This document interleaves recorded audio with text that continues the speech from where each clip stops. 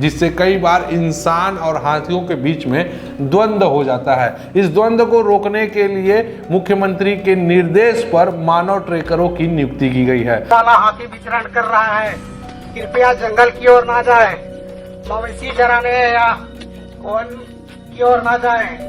आपके क्षेत्र में दल वाला हाथी विचरण कर रहा है। हाँ, निश्चित तौर से ये इसमें कमी आई है। जसपुर जिला क्योंकि झारखंड और उड़ीसा से सीमा से लगा हुआ है, लगातार हाथियों का आवागमन लगा रहता है। छत्तीसगढ़ के इसको प्रवेश द्वार बोलते हैं। माननीय मुख्यमंत्री जी की पहल से इसमें विशेष एक ट्रैकर टीम की तैनाती की गई है।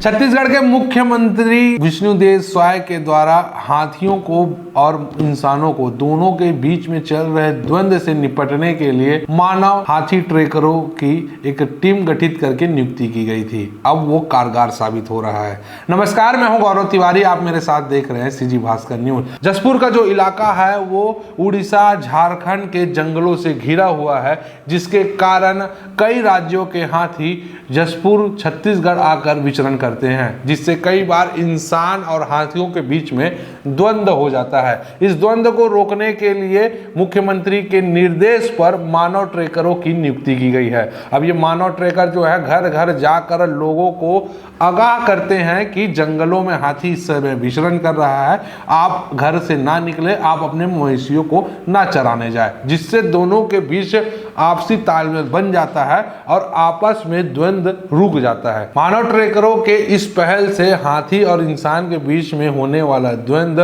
अब ना के बराबर हो गया है। यह पहल इंसानों और हाथियों को एक दूसरे से बचाने के लिए किया गया है। आप देख सकते हैं काला हाथी विचरण कर रहा है, कृपया जंगल की ओर ना जाए, मवेशी चराने या वन की ओर ना जाए। आपके क्षेत्र में दल वाला हाथी विचरण कर रहा है, जो कि दल वाला हाथी आपके पड़ोस के जंगल में विचरण कर रहा है, और जंगल की ओर ना जाए और मवेशी चराने या जंगल की ओर जाने से मना करें आस पड़ोस को। कैसे जो मानव ट्रैकर्स हैं वो गांव-गांव घर-घर जा रहे हैं, लोगों को सूचना दे रहे हैं। छत्तीसगढ़, मध्य प्रदेश, उड़ीसा, झारखंड, इन राज्यों में ज्यादातर हाथियों का दल पाया जाता है और वो लगातार विचरण करने के लिए एक राज्य से दूसरे राज्य जाते हैं। हाथी बहुत बुद्धिमान और भावुक जानवर होता है, लेकिन अपने टीम की रक्षा के लिए वो कभी कभी आक्रामक भी हो जाते हैं। अक्सर हाथियों का जो झुंड है विचरण के लिए लंबे समय से एक ही रास्ता से ही आते जाते हैं। उन रास्तों पर इंसानी बस्ती बसने की वजह से हाथी और इंसानों के बीच द्वंद्व भी देखने को मिलता है। हाथी और इंसान के बीच द्वंद्व में कई बार हाथी तो कई बार इंसानों की भी जान चली जाती है। सरकार अक्सर हाथियों और इंसानों के बीच द्वंद्व को रोकने के लिए प्रयास करती है। इसी क्रम में छत्तीसगढ़ के जसपुर में सरकार द्वारा हाथी ट्रैकरों की नियुक्ति की गई है। हाथी ट्रैकर्स की खास बात यह है कि जंगलों के आसपास रहने वाले ग्रामीणों को ही हाथी ट्रैकर बनाया जाता है। वे सालों से जंगलों के आसपास निवास करते हैं, जिससे इन्हें जंगलों के बारे में अच्छे से पता चल जाता है और हाथी की आदतों के बारे में भी पता चलते रहता है। यही वजह है कि सरकार ने ग्रामीणों को हाथी ट्रैकर बनाया है, ताकि जब भी हाथी जंगल से गुजरे तो यह ट्रैकर उनका पीछा करे और इंसानों और हाथियों के बीच होने वाले द्वंद्व को कम किया जा सके। अब हाथी और इंसानों के बीच में जो कभी कभार द्वंद्व हो जाती है, वो सब घटनाओं में अब कमी आ रही है, क्योंकि जो टीम है वो सफलतापूर्वक अपना काम कर रही है और इंसानों को हाथियों से बचा रही है। हाँ, निश्चित तौर से ये इसमें कमी आई है। जसपुर जिला क्योंकि झारखंड और उड़ीसा से सीमा से लगा हुआ है, लगातार हाथियों का आवागमन लगा रहता है। छत्तीसगढ़ के इसको प्रवेश द्वार बोलते हैं और हाथी मानव द्वंद्व को लेकर सबसे संवेदनशील जिला है।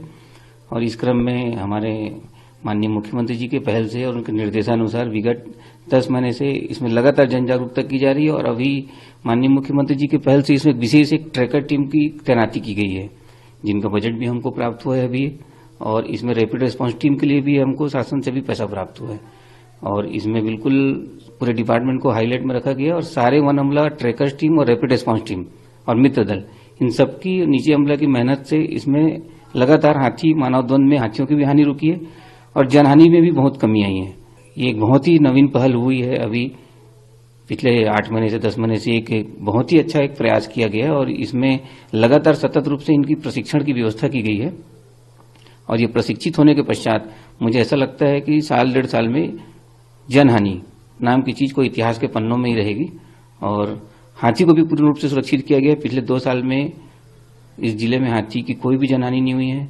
जनहानि में भी लगातार ग्राफ नीचे जा रहा है और ये बहुत ही उत्साहपूर्वक निर्णय है शासन का अभी कि इसमें ट्रैकर्स टीम और रैपिड रिस्पांस टीम की गठन की गई है। मैं उम्मीद करूंगा मेरे सारे वन अमले मोटिवेटेड हैं, स्थानीय जनप्रतिनिधि, स्थानीय ग्रामीण जन, सारे लोग वन विभाग के साथ इसमें हाथी के व्यवहार को समझते हुए इसके निरंतर इसमें एक कोएग्जिस्टेंस सहजीविता की ओर अग्रसर है जिला। ट्रैकर्स क्या करते हैं कि हर रेंज में हमारे ट्रैकर्स दल बने हुए हैं और रैपिड रिस्पांस टीम बने हुए हैं। ये लगातार जीपीएस रखे रहते हैं, इनके पास डायरी है, ये हाथी का रोज का मूवमेंट उसमें एंट्री करते हैं और ये हाथी में कितने दल हैं, हाथी की सामाजिक संरचना, उसमें एडल्ट कितने हैं, बच्चे कितने हैं, उसके अध्ययन उपरांत उसके विचरण क्षेत्र को पहचानते हुए उसमें लोगों को उसके जागरूक करते हैं कि ये दल कैसा है, लोनर है कि सिंगल है, उसके व्यवहार के अनुरूप ये लोगों को जागरूक कर रहे हैं और प्रशिक्षित करते हैं। ये पिछले लगातार अभी देखा गया 7-8 महीने से लगातार चल रही है। पिछले 3 महीने से इसमें बहुत तेजी आई है।